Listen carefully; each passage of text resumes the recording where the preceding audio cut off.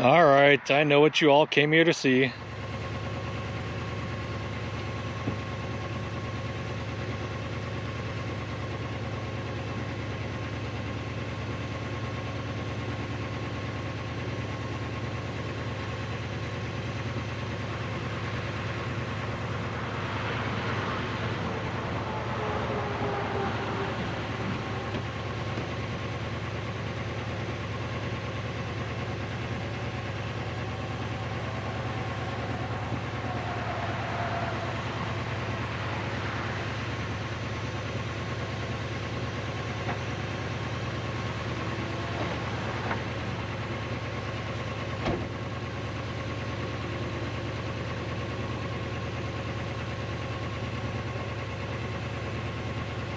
Hello everyone and welcome back. This week we're going to be looking at my 1959 Ford, and bear with me,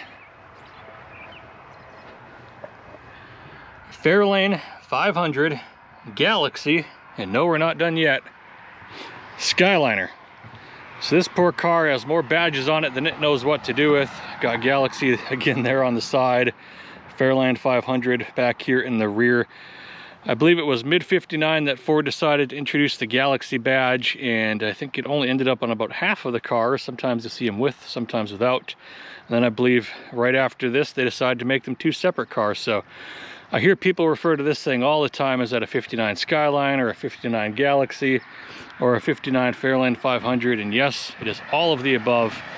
But one thing it also is arguably one of the coolest cars of its era. I think both GM and Ford kind of peaked right around 58, 59 in terms of styling with all the chrome, everything else. The 58 Impala for GM just being absolutely stunning. And then Ford here with the 59 Fairlane. Just gorgeous, gorgeous cars. And of course, the retractable hardtop sets them apart as arguably one of the coolest. Not the most practical though. So I hear a lot of myths, a lot of different things about this every time I take it out. A lot of people think that these things were hydraulic driven. That is incorrect. It is all driven by electronic motors that drive usually screw type worm gears. Like we got some lift ones here, one there on either side. We've got two more right here on either side. And on the 59s, those are driven by a shared motor in the center. I believe the 57 and 58 had independent motors for both of those. We've got another motor here that drives the locking screws on either side. Another motor up there in the front that flips the front panel up and down. And then I believe there's another one buried inside the hood here, or the roof here, that controls the front flap. So pretty complicated setup. There's something around 15, 16 relays that hides up behind that little panel there. Everything is just driven by relay and limit switches. So very fascinating engineering of the time, a nightmare to troubleshoot, a nightmare to maintain. But again, everyone always thinks it's hydraulic driven. It is not. Everyone always thinks that you have just oodles of trunk space back here, but you really don't. They come with this nice warning sign there that warns you that if you're going to be retracting the top, everything must be inside the little bucket here. And those are factory buckets. Everything had to be inside of there. Otherwise, you stood a good chance of it being crushed. But not very practical cars if you needed to get to your groceries, stuff like that. If you had the roof all the way up, you had to wait for this big old deck lid here to raise up, which takes quite a while just to be able to reach in, grab your groceries, everything else. If you had the top down and the top's all the way back there, it covers that bucket. So then you gotta wait for the top to pull out to be able to get in there, and not the easiest thing in the world. The spare tire exists underneath all of this. You can see there's the outline of the flap underneath all my garbage there. And it's a full-size spare, so imagine trying to reach in over the side of the quarter panel here, reach down in there, grab that thing, pull it up out of the side, try not to clunk your head on that thing. Not very practical, but when you got something this cool, who cares about how practical it is? But unfortunately, whoever bought this decided to kind of opt for all the cool stuff like Raven Black, the red interior here, which I'll show you in a second, obviously the retractable hardtop, but that's where their money ended. So no power steering, no power brakes on this thing. That's what we're going to try to address today, is get some power brakes in here. But I've also got a power steering system, which we'll install a little bit later. I've got to go through and rebuild everything for the power assist cylinder and stuff like that. But picked this car up a couple of years back, came out of Wisconsin. It was owned by a gentleman, I believe by the name of Ed White, who passed away. He had owned it for a number of years, took just great care of this thing, but it looked like it sat neglected the last couple of years. In the engine bay there, I had to tear apart most of the top end because there was just zero oil getting anywhere up to those rocker shafts. Had to clean up on that, had issues with lifters collapsing, a number of problems with the carburetor. So it needed a bit of work up there, but otherwise it was pretty much as you see it here. Very well maintained. All of the original chrome here. The original seat covers, most of the interior is original to it. It's got these just gorgeous and stunning door panels on these things. I love the foiled look with the red and black together. It's definitely showing its wear. You can see it's starting to come apart in some places. Unfortunately, the seats are probably the worst. You can see how there's some tears starting to develop in the seat covers, and you see this yellow powder everywhere. That is the foam from the seats just disintegrating. So unfortunately, I'm gonna have to get in here at some point in time and address all that, but I love that it's just trying to hold on. You can see it's faded, but really not bad overall for its age and everything else. Just absolutely love this car. Pretty basic controls to it, nothing too fancy, but it's pretty sleek, elegant looking. Just the basic AM radio. A lot of traffic out here today, as always. Very basic across the board. They did put in the replacement foam dash, but that's pretty much about it, other than the carpet that's been replaced on. So a good survivor. Let's pop the hood here, show you what it looks like under there. So under the hood here we have the Ford 352 big block FE. I think it was around 300 horsepower in 59. Great runner, but it's definitely pretty tired. It's like a choo-choo train coming out of that little breather fill neck there when it's running. Lots of blow by. Valves are probably working their way through the head, as what we saw on my Chevelle, stuff like that. So definitely needs some love. That's what I ended up picking up that 360 for. We're just going to end up building out a nice big FE stroker, dropping that in here instead of dumping a bunch of money into this 352. It's just not very cost effective trying to rebuild on these blocks here. Much easier and cheaper to just get a replacement. There's no numbers or serial numbers on any of these FEs that I know of, so nobody would really be able to tell unless they tore things apart and measured it out. But she does run pretty well. I had to do, again, quite a bit of work on it to get it up and running, but the car itself is really pretty complete. They put brand new bias plies on here just a year or two before I bought it, so that's why I've been sticking with them, even though they just drive terribly with how big and heavy this car is. But can't complain too much overall. It is a lot of fun, gets a lot of attention anywhere it goes. It's obviously got the suicide hood here, which I forget what year they banned these things.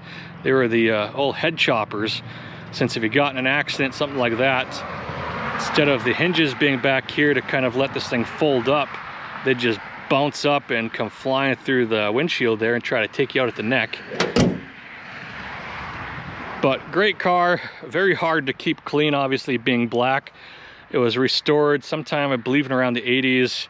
They did a frame off, a lot of work to it. They repainted it, and it's holding up pretty well for its age. It's been sitting outside the last day or two here. That's why it's just covered in debris.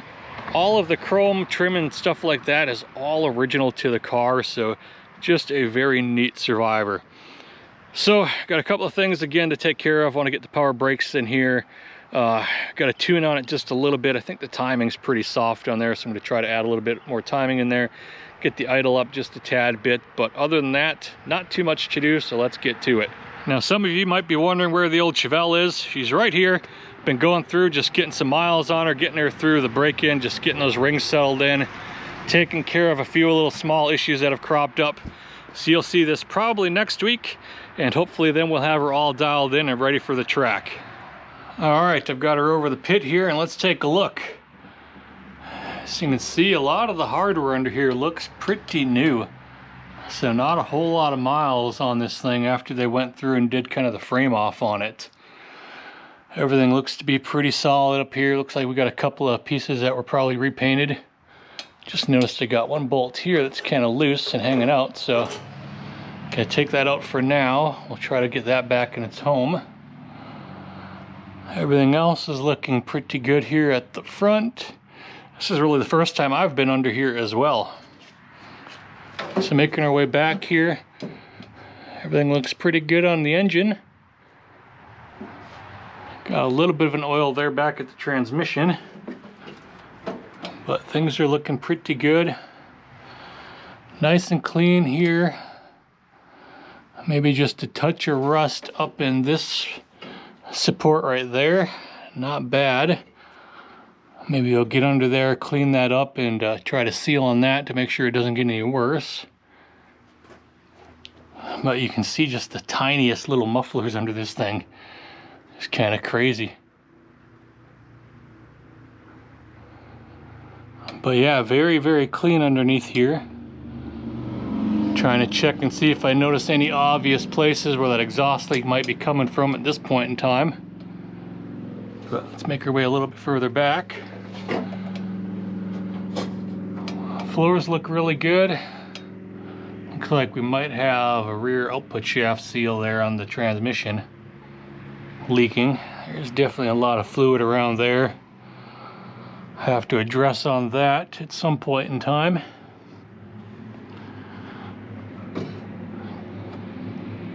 Kind of all the way around, but floors look pretty dang solid underneath here.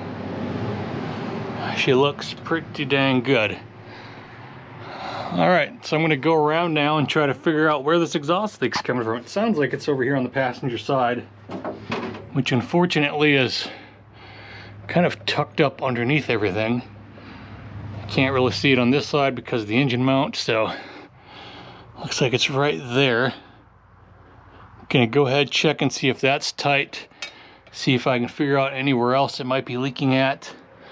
Check the tension on those U-bolts there, stuff like that. But she is pretty clean under here, other than just a little bit oily in places. But hey, that's keeping the rust away, right? So I found the issue here, and hopefully the camera will pick that up, but the driver's side downpipe here is pretty floppy. So I'm gonna go ahead and see if I can rig something up.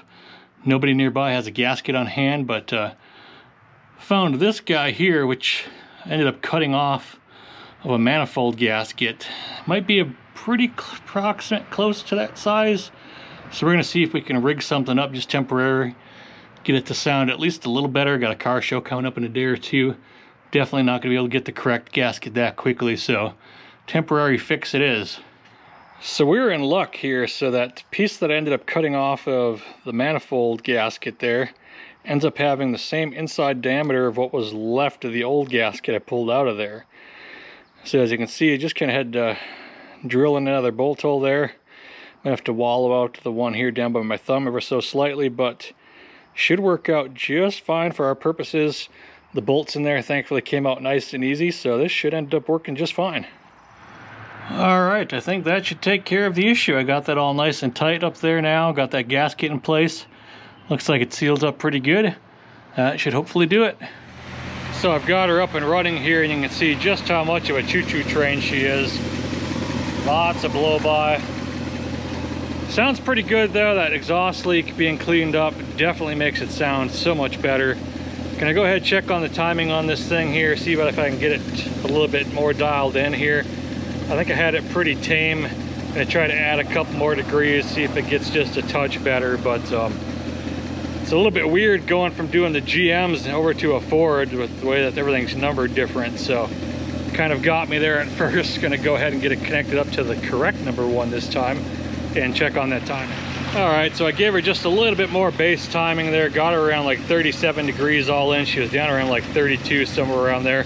We'll see how she runs like this, but yeah, lots and lots of blow-by there. It does not sound the healthiest. So we're back here at the workbench, also known as the Chevelle, and just wanted to kind of show all of the different parts I've collected over the last year or two, and there's a lot of nuances to some of this. You try to order it, and people will just list like 59 Ford power brake components, and there's some differences between the full-size cars like the Edsel and the Fairlane and the Thunderbird, but a lot of it ends up being Thunderbird parts. So one way you can tell, especially for the pedal assembly here, is the Fairlanes and the Edsels kind of kick off to the right like this and have this big kind of indentation, I guess you can call it, in the actual lever. And that's to basically go around the steering column, where this one here came from the Thunderbirds. It's nice and straight. It actually kicks off a little bit to the left. And I bought that whole assembly there for the Thunderbirds. I've kind of pulled the pedal out of the big carrier plate there and everything else. And it came with the baffles attached. This is the bracket for the Thunderbirds. You can tell because it's got a long tab here at the top, and the holes are all centered with everything. Then this one for the Fairlane, when it mounts in there, those two holes are straight, but they're off to the left. And then you got a shorter tab there in the bottom, and it kicks off towards the right-hand side. I do believe the baffles can be interchanged. They theoretically had different part numbers, but I don't really see much of a difference between the two of them. This here, I believe, was the original that came off of the assembly I bought for the Fairlane pieces. This one here, I believe, came off of this assembly, if I remember correctly. But I changed like a couple of the base plates and kind of built it up from the best parts that I had on hand. And they do make the new baffles there. You can get the new rubber for those from like Dennis Carpenter, a couple of those other common Ford places, but it's all just listed as Thunderbird parts, not really listed as full-sized parts here. I did pick up a vacuum canister. This is the wrong year though. I think this is for 57 and 58s. It has the 2 ports. So one of these would, the check valve would end up being the one from the engine typically. Then the other side would run into the car and kind of route in that way. And these would usually be mounted, if I remember right, something like this on the top of the fender, sort of tucked under the front. Now in 59, they relocated it because of the vents down to the bottom of the fender, like behind the inner wheel well. So I couldn't find the 59 version of this. I ended up picking up just a Summit tank here, which I'm going to try to hide underneath the dash somewhere. And we'll just go ahead and basically put that right next to everything else under the dash. Just kind of keep all that stuff out of the engine bay. And we'll route it to like a 59 typically would be, but instead of it going off to the side of the canister that we won't have, we'll just have a 90-degree bend in our firewall. And I'll show some pictures right quick of what that looks like. There's typically supposed to be a metal check valve that looks something like this. And that would go into your firewall, tee off to the engine, and the other side of that tee would run into a vacuum tank similar to this one. And that kind of routing looks something like this. But unfortunately, I've only found like one of those valves for sale, and they wanted like 80 bucks for it. So we're just going to kind of rig some things up here, but I should have everything I need here. I grabbed some of the Thunderbird stuff here just because like the little plastic bushings are in better shape, stuff like that. So we're just going to use the best of the best for those types of things. But I need to use this assembly here with this bracket over there and start getting all of this mounted up underneath the car, and then we can come back and start working on the vacuum itself.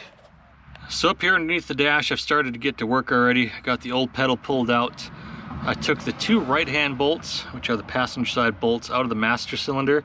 And the reason for that is I need to take these little nutserts off the back of the bracket there, the pedal brace, whatever you would want to call it. The reason for that is because our billow here bracket is going to end up bolting up in its place. Then you just use nuts to tighten those down instead of the nutserts there, and that lets it all mount nice and flush. So I'm hoping those are just going to pop right out of there. So it took some trial and error, but I think I've got everything pretty much all set up underneath here and ready to go. I got the pedal hung up here again, reused my original bushings there at the top, got the billow bracket in place, got the billows all connected up here to the pedal. Everything seems to be working now, just like if I had no power brakes at all. So my brake works fine, it rebounds just fine, all that seems to be good. Still need to put 2 screws or bolts in over here. Might just drill those out, run some bolts through, or just do some self-tappers. It seems to be in there pretty solidly right now. But had to make some minor tweaks over here on this side, on this little nut right there, and adjust on that. And that kind of adjusts how level the push rod is going into the master cylinder. It was binding up there at first, but now it seems to be working out just perfectly fine. So next up, gonna find a home for the vacuum canister somewhere underneath here, see if I can get that all mounted up. We'll get that plumbed into the bellows there, and then we just need to drill the hole through the firewall and run our hard line to the engine, and then we should be ready to test it all. I've nearly finished wrapping everything up here underneath the hood. At the front there, I was able to get that intake plug out of there. Had to fight with that thing quite a bit. Had to take the air cleaner off, obviously, and the carburetor off. Got some vice grips on it and smacked around with the sledgehammer a bit, and finally got it to come free. So I ended up putting the fitting that I pulled off of the Chevelle on there, and I liked that because it had the inverted flare on the one end, and it makes it really easy for just connecting up a new hard line to it. So I had a bunch of those fittings laying around, started making the hard line here. You can see it starts there, comes back, runs underneath all of the throttle linkage and the spring, everything else, tucks in close to the valve cover here, just like the factory hard line did. Runs kind of behind and underneath all of the throttle linkage, stays out of the way. Then it comes up, and that's where we're coming to our soft line here. And drilled the hole there in the firewall where our normal original check valve should be, but since we're going to be skipping on all of that, I've got a 90-degree elbow coming that'll be just a bulkhead fitting. It'll screw in there nice and tight and it'll look pretty clean, but it's not here quite yet, so I just took a small section of that hard line there and just ran that through right now, just so I can connect everything up underneath the dash and test things out. But that should take care of everything here underneath the hood at this point in time. At some point I will come along and get rid of just the single reservoir master, go with the dual. Have to run a couple of new lines and some things like that, but for right now this should be fine. So inside the car here, I've got the engine running, I've got the vacuum canister temporarily connected up there, and I wanted to show you how all of this works. So here we've got our bellows, which I found the proper name of on the top there, and when you flip it over this way, this portion here bolts up to a section of the pedal that runs and connects to the rod that goes to the master cylinder. And then you have another section of the pedal underneath there that kind of floats sort of freely, and you can adjust the difference between them two with what's called the valve eccentric, and that's the part that goes through here and bolts down. But on the pedal that operates a bit freely, there's a little tab that sits underneath here in this chamber, and that tab sits on top of that little yellow button there. And the way this whole system gets activated is you push on the brake, it has that little bit of play in it, it pushes down here on the button, and then these bellows collapse under their own power. And let's see if I can demonstrate here.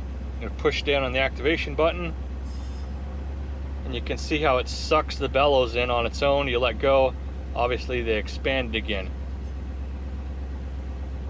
And well, this one's a little hard to activate, but that's exactly how this thing should operate. Pretty cool and unique design. I'm not sure what other cars came with this kind of setup. There was definitely a lot of innovative stuff going on here with these first generation of power brakes. So just wanted to show you the operation of this one. We'll go ahead, find a new home there for our vacuum canister, and we'll start testing on how everything works all hooked up and hopefully all adjusted.